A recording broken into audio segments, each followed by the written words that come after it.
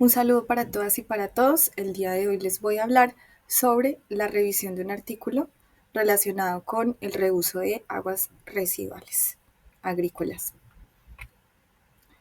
Estos son los contenidos que vamos a tratar en una revisión del artículo, el marco teórico, las conclusiones y las referencias. En primer lugar, para hablar un poco del artículo, este fue publicado en la revista Journal of Water Process Engineering y al ser un artículo de revisión, lo que busca es mostrar cuál es el estado del arte frente a un tema. El título es Agricultural Wastewater Treatment and Reuse Technologies. Es tratamiento y reuso de aguas residuales agrícolas, una revisión completa. Los autores lo que hicieron fue que a través de estas palabras claves como agricultura, tratamiento de agua residual, tecnologías emergentes y sostenibilidad, revisaron alrededor de 305 documentos académicos, incluyendo casos de estudio. Los autores están localizados tanto en Turquía como en Estados Unidos. Y a partir de la revisión que hicieron, organizaron el documento con un componente bastante fuerte sobre los sistemas de tratamiento. Luego, en las conclusiones, los retos principales y las futuras tendencias en la investigación. Este es el resumen del artículo, lo voy a esquivar, lo dejo para su información. Igualmente, es la copia exacta de lo que está en el artículo. Bueno, entonces mirando un poco el marco teórico, los autores intentan responder las siguientes preguntas. ¿Por qué reuso de agua? ¿Por qué reuso de agua? O por qué más bien agua residual de la agricultura? ¿Cómo tratar estas aguas? Y cuáles serían los usos luego del tratamiento. Veamos el primer interrogante. La escasez de agua y la contaminación ambiental son dos de los más importantes cambios que están presionando el globo en los últimos años. Además de eso, la población está creciendo. Se espera que al 2050 alcance 9.7 billones de habitantes, lo que hace que la demanda de aguas frescas o aguas superficiales pues aumente rápidamente. Otro aspecto importante de por qué reutilizar el agua es porque a través de esta actividad se pueden conservar las fuentes de agua superficial, subterráneas desde luego, y finalmente porque las alternativas de reuso nos ofrecen un abanico importante en el cual se pueden reincorporar a ciclos productivos, a la irrigación, a la ganadería, a la acuacultura y a la recarga de aguas subterráneas. Ahora, ¿por qué hablar de aguas residuales agrícolas? El primer aspecto es por la demanda de agua. El sector agrícola consume alrededor del 70% del total de la demanda de agua mundial. Esto incluye desde luego la agroindustria. El otro aspecto es el impacto ambiental, ya que debido a las prácticas agrícolas como el uso de fertilizantes, pesticidas, herbicidas, estos contribuyen a la contaminación del agua, a la degradación de los ecosistemas acuáticos y desde luego recae en riesgos sobre la salud humana. Finalmente, porque dentro de estas aguas residuales pues hay un amplio rango de contaminantes, como pueden ser nutrientes, materia orgánica, patógenos y compuestos tóxicos. Bueno, para responder la siguiente pregunta de cómo tratar las aguas residuales, los autores dividen los tratamientos en 4 estadios: primario, secundario, terciario e integrado. Vamos a ver cada uno de ellos. El primer grupo de tratamientos son los tratamientos primarios. Se basan en la separación física y los tratamientos químicos. Dentro de la separación física está el cribado, la sedimentación, la filtración, y dentro de los tratamientos químicos está la precipitación química.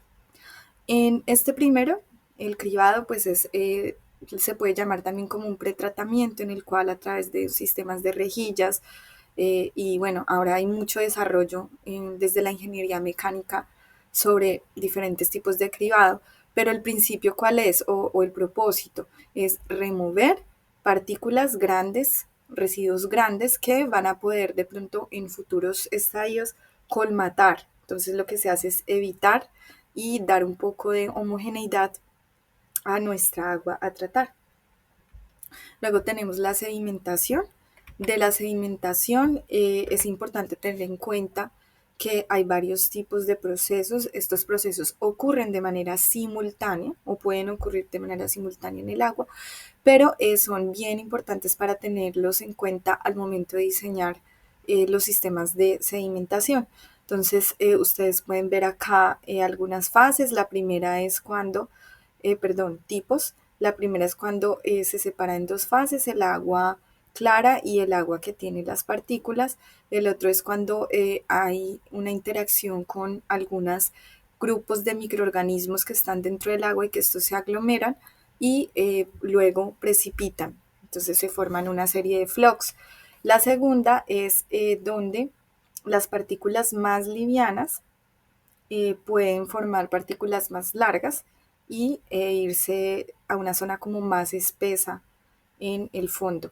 Finalmente, la compactación de estos o la compresión de estos sedimentos en la parte final del reactor o el sistema de tratamiento que tengamos. Dentro de la filtración, pues hay sistemas de filtración por membrana, hay sistemas de filtración hay varios tipos de filtros, existen muchísimos, yo les voy a mostrar estos dos. Está la filtración por arena, la filtración por biochar y eh, dentro de estos filtros me llamó la atención, no los conocía, o por lo menos no con estos nombres, pues los primeros, como ustedes los pueden ver acá, son unas bolsas. Estas bolsas son huecas y lo que hacen es que entonces el agua pasa de una fase a la otra y van a quedar retenidas las partículas en la parte de afuera. En el caso de estos filtros que son más como aglomerados, lo que se busca es que haya mayor área superficial y que ahí se pueda remover mayor cantidad de partículas, pero ambos pues tienen la limitante de que para el mantenimiento deben ser bastante cuidadosos o bastante rigurosos porque si no el sistema se puede colapsar o colmatar rápidamente. Continuando con los tratamientos primarios, tenemos la aplicación o el uso de químicos para provocar la precipitación, más conocido como coagulación y floculación. Hay ciertas sustancias en el agua que no se pueden remover solamente porque pasen a través de un filtro, sino que ellas están ahí, disueltas, suspendidas, no decantan, no flotan, están ahí con el agua. Esto lo llamamos los coloides. Entonces, a través de un proceso químico, lo que se puede lograr es que, primero que todo, con la adición del coagulante, que es un agente químico, ya ahorita les voy a mostrar algunos de los más utilizados, estas partículas que están en el agua entran en contacto y se mezclan a través de un proceso rápido, o mezcla rápida, y luego el coagulante absorbe las impurezas reduciendo sus cargas repulsivas. Entonces acá lo que pasa es que empiezan, como ustedes pueden ver, a unirse, a unirse. Al unirse, pues van a ganar masa, van a ganar peso y por lo tanto, luego de un tiempo de mezcla lenta, que llamamos floculación, empiezan a precipitar. Ese es el principio, digamos, o no el principio, sino la explicación más sencilla de lo que puede ser el proceso de precipitado químico. Algunos de los más utilizados productos serían el cloruro férrico y el cloruro de aluminio, el sulfato de aluminio, bastante utilizado en Colombia. El chitosan es un coagulante emergente y es de origen natural, bastante interesante. El cloruro de aluminio, o PAC, también se conoce así, y los autores demuestran la revisión de algunos casos de estudio donde se utilizaron las semillas del extracto de moringa como coagulantes. Bueno, continuando con el siguiente estadio, sería el segundo, y este se basa en el tratamiento biológico. Un tratamiento biológico lo que busca es el uso de organismos o de las bondades que estos nos ofrecen para remover, en este caso, los contaminantes del agua. Y lo podríamos clasificar en estos tres: sistemas aerobios o tratamientos anaerobios y sistemas híbridos. Estos primeros sistemas aerobios lo que hacen es utilizar organismos que pueden degradar la materia en presencia de oxígeno. El oxígeno es clave y se recomienda para cargas bajas de 1000 miligramos litro de CO2, carbono orgánico, perdón, chemical oxygen demand, demanda química de oxígeno, significa esto. Este tipo de tratamientos pues tienen una alta mortandad de organismos y por lo tanto su consumo energético es alto para poder mantener el sistema funcionando. A diferencia de los sistemas anaerobios, en donde las bacterias o los organismos no requieren de oxígeno para hacer su metabolismo y se utilizan para cargas mayores a 4000 miligramos de demanda química de oxígeno. Se produce menos lodo y menos energía. Finalmente tenemos los sistemas híbridos. Estos sistemas son la combinación de los dos anteriores y, de acuerdo a la revisión hecha por los autores, que ustedes podrán ver mis notas en los comentarios del video, pues hay varios estudios de casos de éxito en donde se han implementado ambos sistemas con altas eficiencias de remoción. El tercer grupo de tratamientos son los sistemas de tratamiento avanzados, que fueron clasificados en el artículo revisado como sistemas de membrana, procesos de oxidación avanzada, tratamientos electroquímico y la remoción biológica de nutrientes. Para el caso de las tecnologías de membrana, podemos hablar de que estas se dividen en microfiltración, ultrafiltración, nanofiltración y ósmosis inversa. Como ustedes pueden ver en esta figura, la diferencia principal de estos sistemas de membrana es el tamaño de partícula o de poro, más bien. Entonces los poros van siendo un poco más pequeños a medida que avanzamos, siendo la ósmosis inversa aquella en donde se retienen las partículas con menor tamaño, ¿sí? Y pues van quedando retenidos allí en esos sistemas de filtración. Aquí algunos pros y contras de la microfiltración, ultrafiltración, nanofiltración y ósmosis inversa para su consulta en caso de que estén interesados en ampliar la información sobre estos sistemas de membrana. Los sistemas de oxidación o procesos de oxidación avanzada lo que buscan es el uso de agentes oxidantes fuertes que pueden destruir sustancias tóxicas, patógenos, componentes orgánicos de una estructura química compleja. Y pues están los que ven acá en pantalla: la ozonización, en donde se producen especies muy reactivas, acá hablan de extremadamente reactivas, de radicales hidroxilo para poder oxidar la materia orgánica y convertirlos en sustancias menos peligrosas a través del ozono. El segundo es la fotocatálisis, en donde a través de la radiación UV y un fotocatalizador se producen especies reactivas que pueden romper varios contaminantes, descomponiendo, por ejemplo, contaminantes orgánicos persistentes como pesticidas y herbicidas. En este caso de fotocatálisis se utiliza principalmente el dióxido de titanio y el óxido de zinc. Y la reacción Fenton, que combina el hierro con el peróxido de hidrógeno para lograr esos radicales hidroxilo que nos pueden destruir las sustancias tóxicas en nuestra agua a tratar. Tenemos la los tratamientos electroquímicos. En estos tratamientos el principio clave es el uso de corriente eléctrica. Esta técnica entonces lo que hace es que con la corriente eléctrica podemos tanto generar coagulación, que lo vimos en las pasadas como un método de precipitación química, pero acá no se utilizan sustancias químicas, o bien la electrooxidación, en donde también con la corriente eléctrica generamos unos agentes oxidantes fuertes que pueden destruir partículas, sustancias, compuestos en el agua. Entonces, en el primer caso de la electrocoagulación, a través del poder electroquímico de las especies que se generan, pues se puede crear materia orgánica y de algunos patógenos, reducir también la toxicidad del agua. Aquí ustedes ven cómo funciona el proceso de electrocoagulación.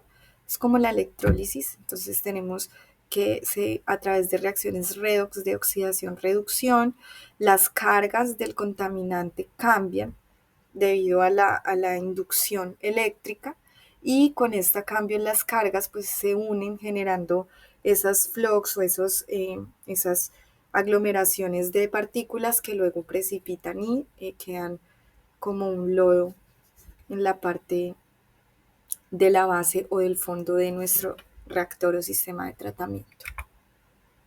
Acá ustedes pueden ver en esta tabla lo que resume algunos estudios relevantes donde demuestran la implementación de sistemas de oxidación avanzada, procesos de oxidación avanzada en el tratamiento de aguas residuales en diferentes países, con sus específicas información sobre la capacidad, tamaño, la capacidad de remoción, el costo, las condiciones de operación, entre otros factores. El siguiente estadio es el cuarto y lo clasifican como sistemas de tratamiento integrados. Estos sistemas de tratamiento integrados pueden ser híbridos o sistemas descentralizados. Los sistemas híbridos combinan los procesos físicos, químicos y biológicos a través de humedales construidos, lagunas de estabilización, sistemas bioeléctricos y sistemas de células microbianas. Y los sistemas descentralizados que lo que hace es que, a diferencia de lo que estamos acostumbrados a ver, que son plantas de tratamiento muy grandes, que requieren pues toda una infraestructura de conducción del agua a un sistema central donde se recoge de varios puntos de una red. Los sistemas descentralizados son sistemas en sitio que facilitan los procesos de tratamiento porque son más especializados y porque además nos va a permitir reusar el agua de una manera más sencilla, ya que vamos a tener el agua ahí mismo, ¿sí? Entonces no vamos a requerir ese transporte nuevamente hacia las zonas donde haya que hacer el reuso del agua agrícola. Dentro de todos estos sistemas de tratamiento integrados, los autores destacan bastante los humedales construidos. De hecho, en la descripción ustedes van a ver en las notas varios casos en donde se emplean estos sistemas de humedales artificiales. Estos humedales lo que hacen es recrear el funcionamiento de un ecosistema natural, en donde a través de todas esas relaciones ecológicas y también los procesos biogeoquímicos que ocurren, se pueden eliminar con un alto grado de eficiencia sustancias tóxicas, patógenos, sustancias orgánicas, en fin, hasta metales pesados, a unos costos más bajos y sin el uso de sustancias químicas, porque son procesos pues bastante en condiciones como bastante naturales. Ustedes acá en la imagen ven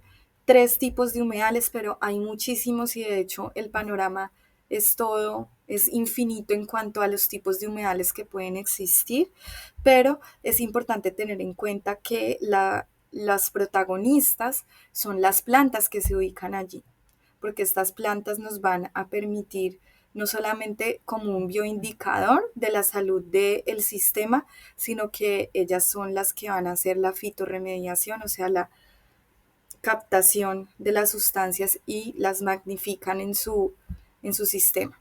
Entonces acá ustedes ven, por ejemplo, en este primer caso, que la entrada del agua y la salida del agua están en el mismo nivel, las plantas están sumergidas y su sistema radicular se encuentra adherido a un sustrato en el fondo del humedal.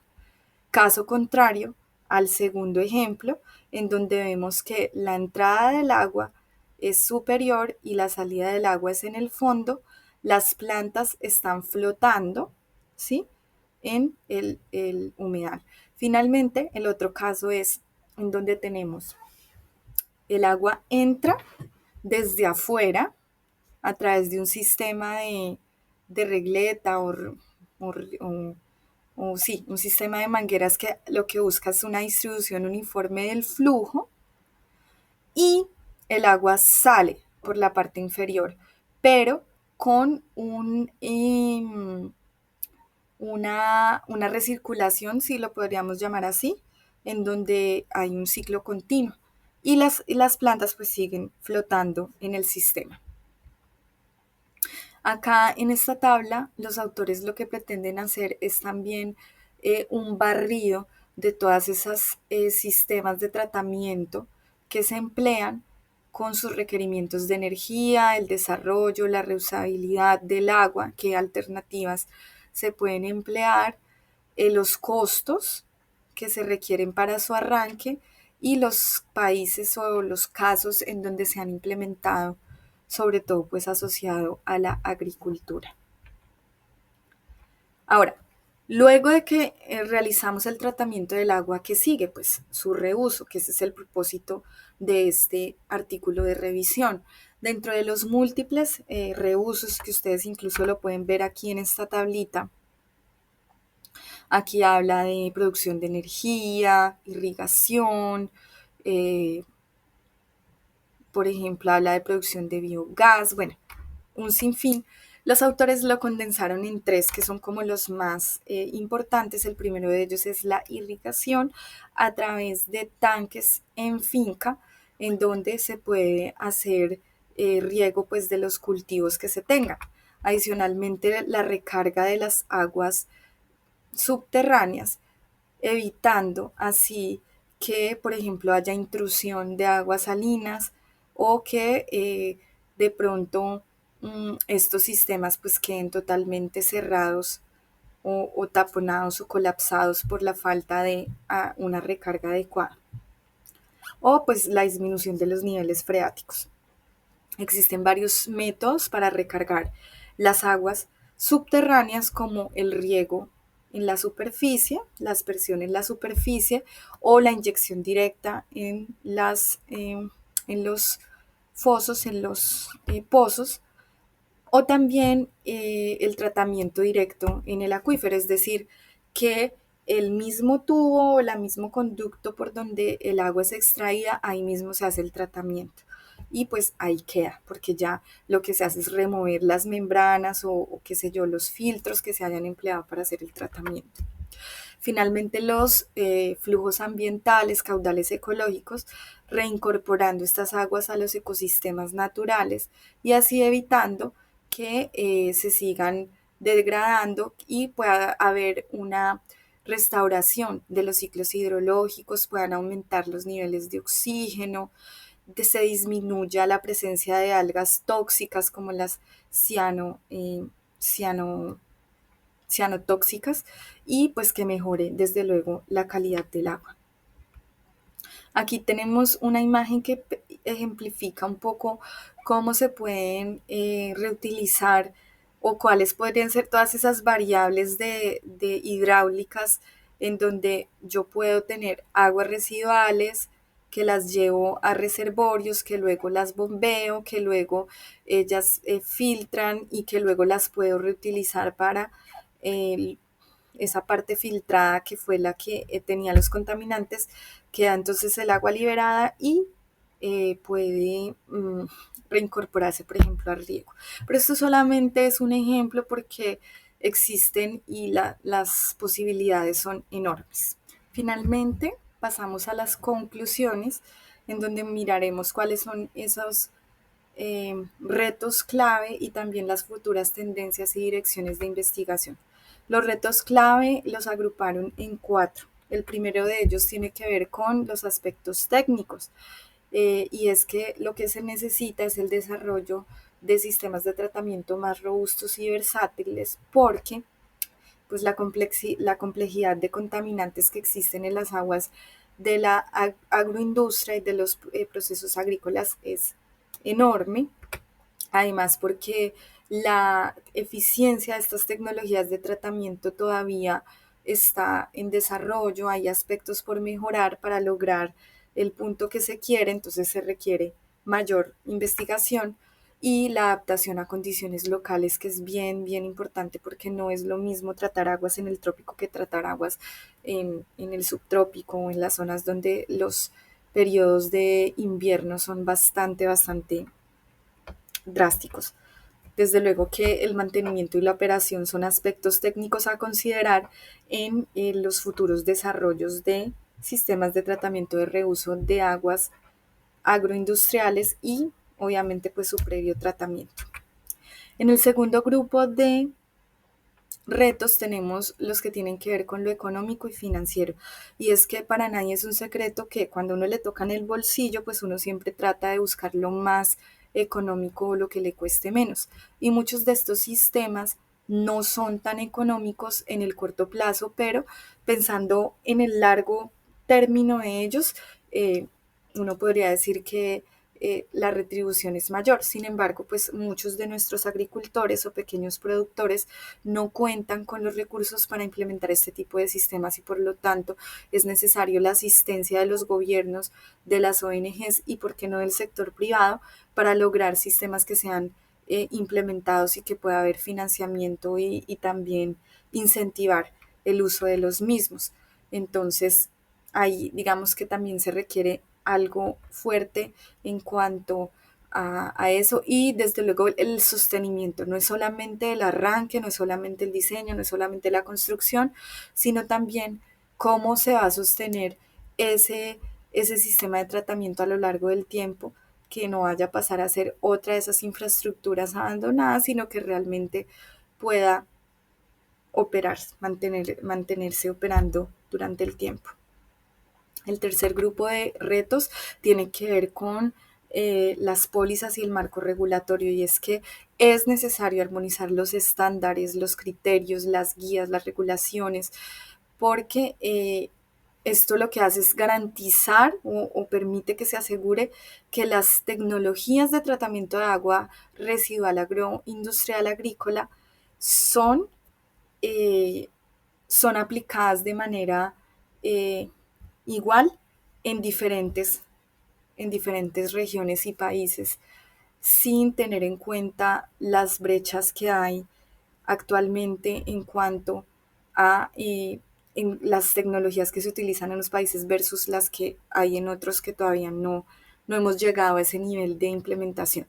Y algo, pues los autores también hicieron una revisión muy juiciosa del marco técnico, normativo y regulatorio y encontraron que en muchos de los países hay ausencia en cuanto a la regulación de estas aguas, cuáles son los estándares, cuántos debe ser la concentración. Obviamente en donde las hay, pues no hay como esos instrumentos que permitan que las personas de verdad hagan el reuso de las aguas agrícolas y finalmente pues las discrepancias que se encuentran con los estándares internacionales frente a los estándares de los países. El último grupo de retos tiene que ver con la aceptación y percepción social. Y no por ser el último es el menos importante, de hecho para los autores es el más importante de todos. Y es que se requieren campañas de educación, campañas de aviso público, estrategias en donde se pueda tomar o captar la atención de esas comunidades y obviamente promover el uso de estos sistemas. Desde luego que hay un estigma que hay que romper porque no es lo mismo decir que yo me estoy tomando una botella de agua de un manantial a que yo me estoy tomando una botella de agua que viene de un sistema de tratamiento de, por ejemplo, de una industria de procesamiento de leche o de quesos, de una agroindustria. Entonces ahí ese estigma hay que disminuirlo y como con educación. Ahora, esas brechas educativas se rompen también eh, a través del entrenamiento de las personas que van a implementar estos sistemas en los diferentes países. Y pues esos factores culturales que siempre son tenidos en cuenta a la hora de implementar una nueva tecnología. Una cosa en la que fueron muy enfáticos los autores y quiero que lo veamos es el uso del lenguaje adecuado.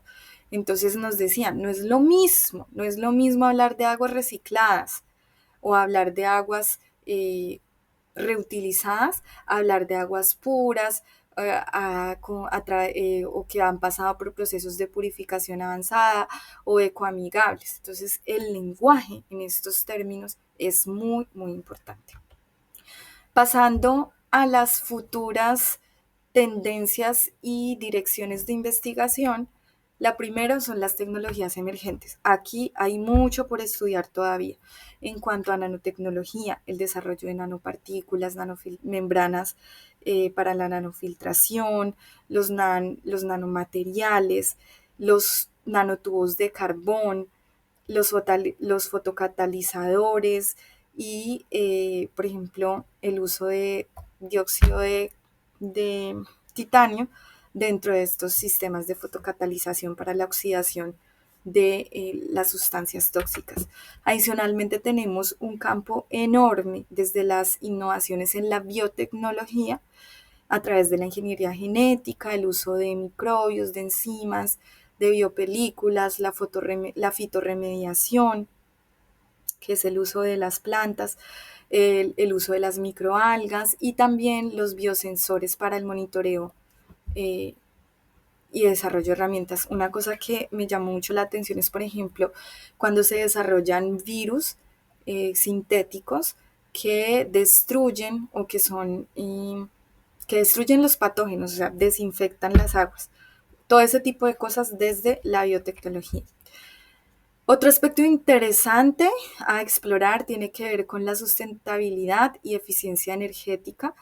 Eh, Estas aguas residuales tienen un alto potencial de reuso o de producción de energías como el biogás o el convertir este biogás en hidrógeno usando catálisis o también la colocalización de estos sistemas con sistemas fotovoltaicos o geotérmicos o qué sé yo, que nos garanticen la sostenibilidad y carbono cero.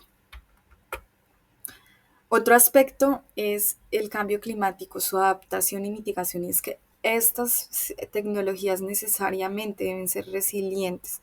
En los criterios de diseño se deben incorporar todas esas proyecciones de cambio climático y también deben ser adaptables a los cambios de caudal, a los cambios de concentración, a ese entorno que día a día nos está mostrando que en un mismo día pueden ocurrir diferentes tipos de situaciones, entonces ahí también se incluye ese tema y desde luego que la incorporación de varias tecnologías inteligentes de agricultura y eso transversal a todo nuestro proceso de implementación de reuso de aguas residuales agrícolas. Muchas gracias por su atención. Aquí les dejo el enlace en los comentarios de donde pueden encontrar el artículo. No duden en escribirme si desean ampliar información. Espero que les haya gustado el video y que haya sido útil para ustedes.